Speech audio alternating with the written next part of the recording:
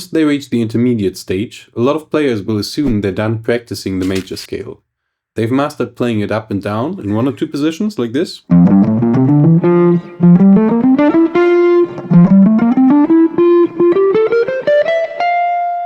And now they figure it's time to move on to something more exotic, like Jacob Collier's super, ultra, hyper, mega, meta, Lillian scale. Now don't get me wrong, it's super engaging for your brain to dive into these complex topics. Searching for sounds that are exotic, extra, and super special is a fun distraction. Plus you get to use cool terms that make your musician friends nod in approval. This is a lie.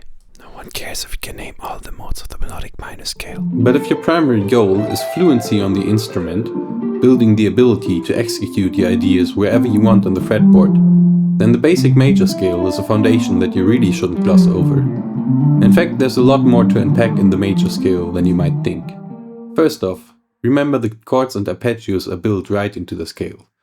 Practicing scales and practicing arpeggios are essentially the same thing. So by mastering the major scale, you're actually laying the groundwork for lots of other musical ideas. Now this video isn't meant to be a comprehensive 2 to 3 hour deep dive into all the ways you could practice the major scale.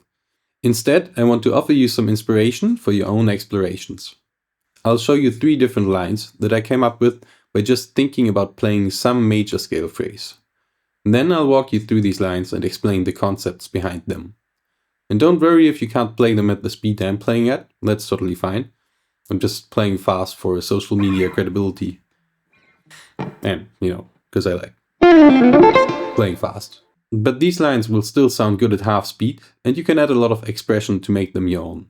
Let's just quickly go over some things you should already know and be able to play. We all know, knowing something intellectually and being able to perform it on the instrument isn't the same thing. We aren't going in depth here, but let me know if you'd be interested in a more beginner-friendly coverage of this topic. If some of these concepts are new to you, I suggest coming back to this section regularly for a while until you have these concepts internalized. First off, playing the scale on one string. Starting on the E string, we could also start on this F. Or we could also start on this F. Then you could play around with this a little more, go like.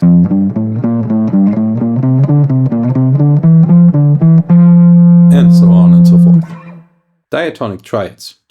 If we neatly stack 2 more thirds on each note of the scale, we get the diatonic triads. Let's play them in this close position voicing, meaning stacking everything, which we don't do that often on guitar.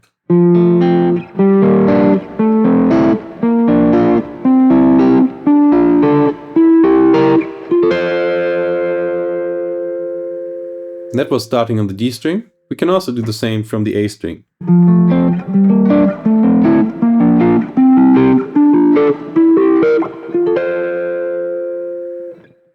You should be able to start the scale from each finger. So let's do this in A major, starting on the low E string, starting with the index finger, starting with the middle finger, starting with the pinky. This one is a bit weird, you have to figure out if you go in both.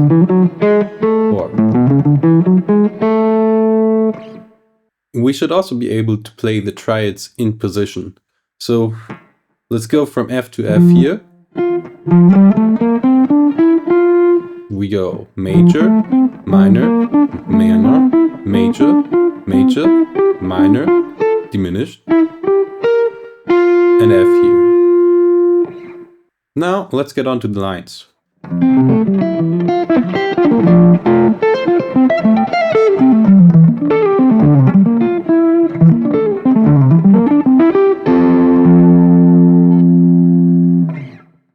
So this line is sort of a hybrid between an arpeggio and a scale.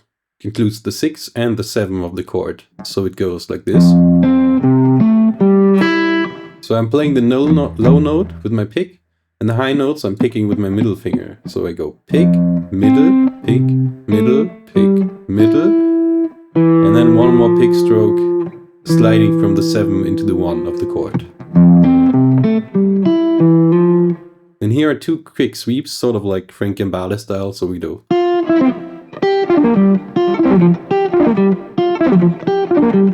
So here I'm playing the highest note with my middle finger, and then I pick like. So this is just a quick up sweep going middle finger, and this is one big upstroke to 3 strings, and then on the last string, the last note, you play a downstroke.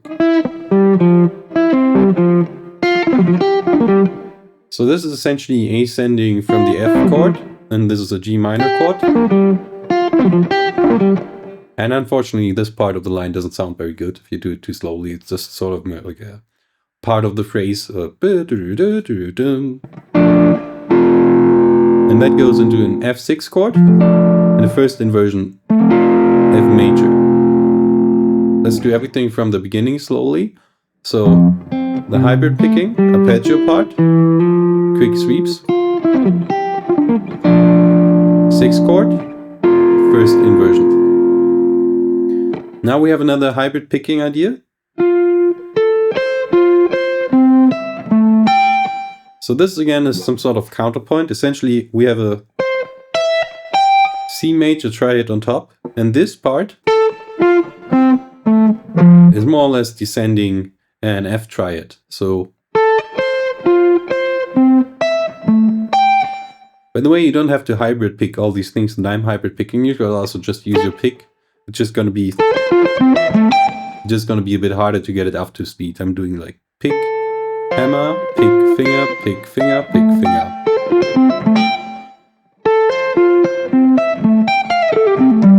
And that goes into this, which again is an F arpeggio essentially. F major 7, and there's also a 2 or a 9 in there.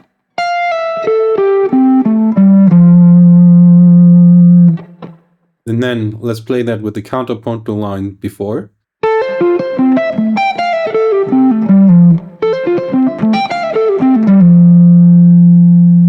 And now there's essentially just some sweeps where I'm doing like a big downstroke to 3 strings, and then having my middle finger help again. So I do pick, pick, pick, finger, slide, and then reversing. So essentially here we're playing the diatonic 7th chords.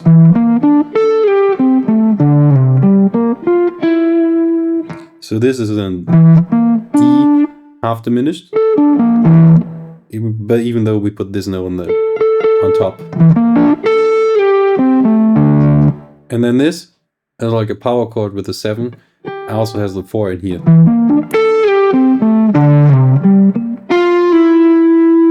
Until we land on the E.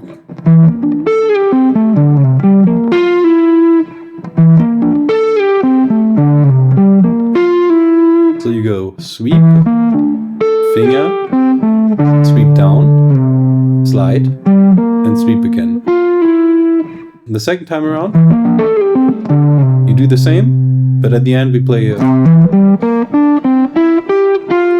And this is essentially a C9 arpeggio, C triad, resolving it to the F on top. Oh yeah, and I was playing this in the line, which is also... This is just like a full G shape. So this is really just C7 to F.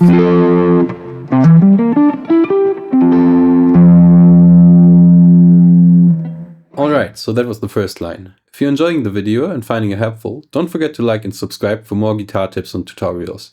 That way you won't miss out on future content that will help you level up your playing. Now let's move on to the second line.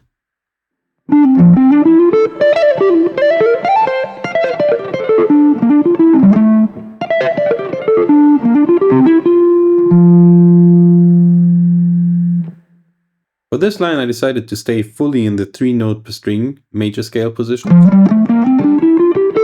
repeating the 5th degree, the C here,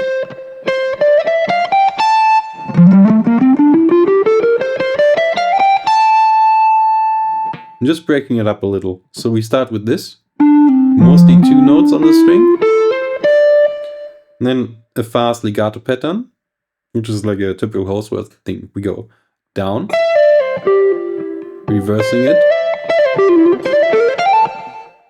and then just quick. And this sound is really more like a flutter. Unfortunately, you can't really do it slow and get the same effect, but it's gonna be like.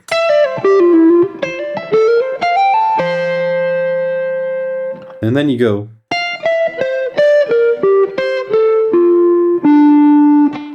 Descending through. This is sort of like an F major. This is a G minor. And this is an F major again.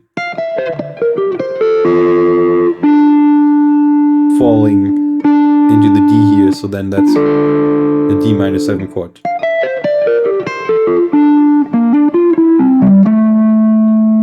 And here we do the 4th degree, so B flat.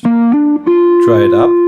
And this is a C going to the A at the end.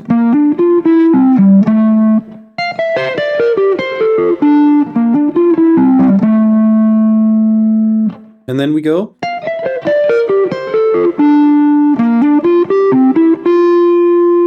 The second time it plays the same chords essentially. It's also the B flat. And then it's the C again, but this time we go from the E to the F, resolving to the 1. So we got this part. Fast legato pattern. With some string skipping in there. Some diatonic triads. Some more triads, just not as fast. Some more triads. Resolving to the 1. And all of this happened just within this basic position. You just gotta know how to, space the notes around and play more interesting stuff than the fast. Yeah, just that. Up and down.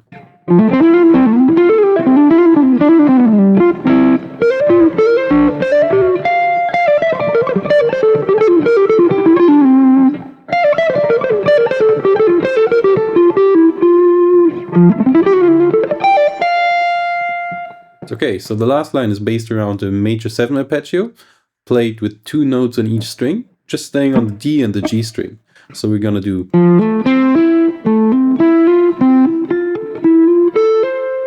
So this is root position, and then starting from the 3rd, starting from the 5th, starting from the 7th.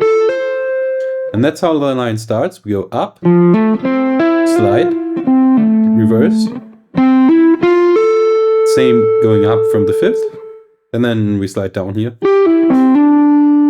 And then we do this slidey thing to a C triad.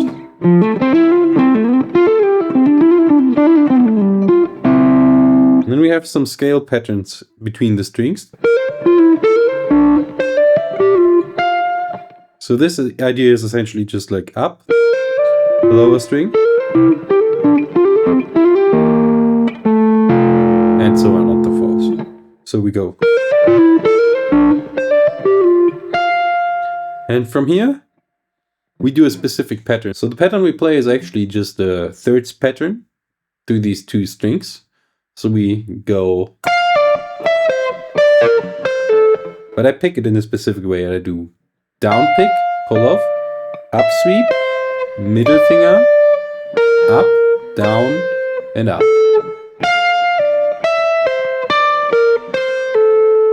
To practice that, you can take it to the whole string set like this.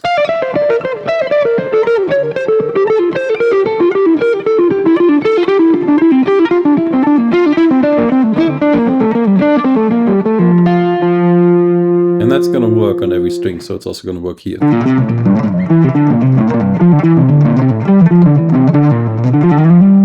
And so on and so forth. Okay, so then we're basically at the end of the line.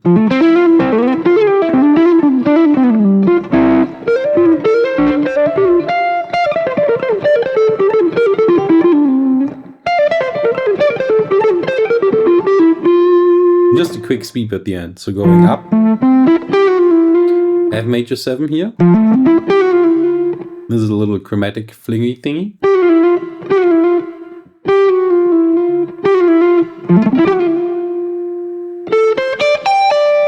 This is like a major pentatonic thing. Okay, I hope you enjoyed this lesson. There's a PDF download in my Ko-Fi page. You can find the link in the description.